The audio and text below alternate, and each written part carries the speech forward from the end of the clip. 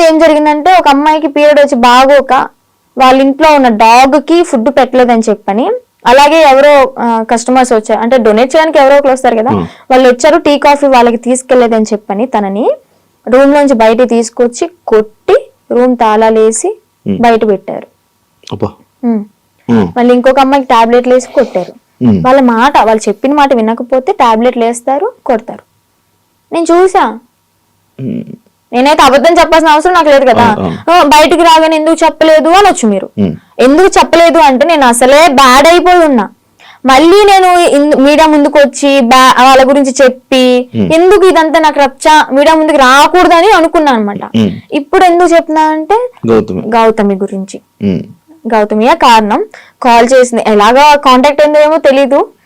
Trust లో ఉన్నప్పుడు అనుకుంటా, నువ్వు బయటకు వస్తే మాత్రం నన్ను మాత్రం మంగళగిరి వచ్చి వర్షిని అంటే ఎవరు చెప్పని వాళ్ళు అంటూ ఉండరు, నా దగ్గర తీసుకొచ్చేస్తారు నిన్ను అని చెప్పడం, అంటే ఒక హామీ ఇచ్చాను తనకి. అక్క ఇన్ని ఇయర్స్ ఉన్నావు, నీకు అమ్మ నాన్న ఉన్నారు, ఓకే అన్నయ్య ఎదవయ్యాడు ఏదో చేశాడు అనుకో, వీళ్ళకైనా ఉండాలి కదా. నిజమే కదా, 10 years అవుతుంది, చిన్న పిల్ల నుంచి ఉంది, పెళ్లిడికి వచ్చింది, పెళ్లి చేయాలని వాళ్ళకి ఉండదా? సరే వీళ్ళ అమ్మని ఎతుకుతూ ఉంటారు, పెళ్లిడికి వచ్చింది, వాళ్ళకి కొంచెం ఉంటది కదా చూసుకోవాలని, పంపిద్దాం అడ్రస్ కనుక్కొని పంపించవచ్చు కదా.